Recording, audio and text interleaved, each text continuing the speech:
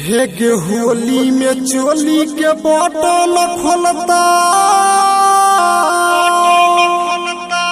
हे गे घघरा के पूरा फायर देता।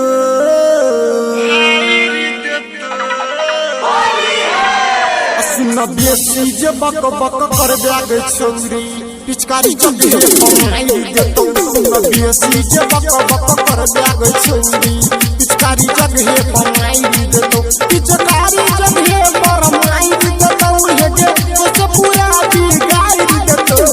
होली में चोली के बटन खोलतो, घगरा के पूरा फाड़ देतो।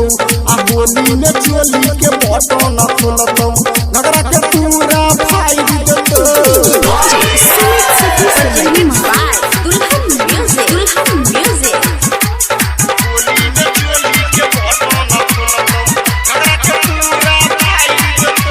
सत्यम भगवान जी छौरा चाहिए हो,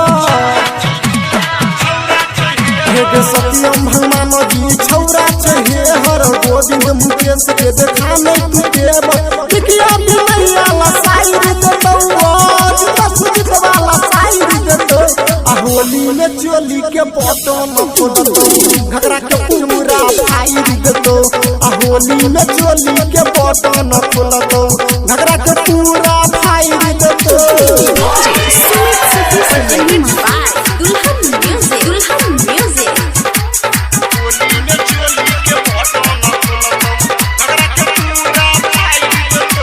मिथिलेश विकासवा के बुझही ने कम गो,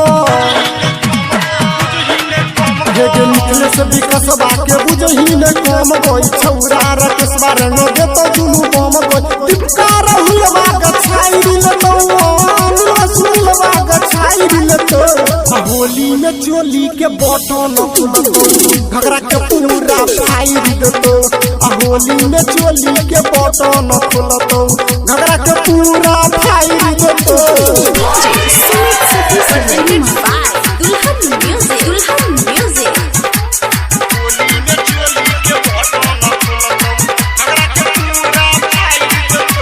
राइटर सुरेश बहार कहे छो सच गो,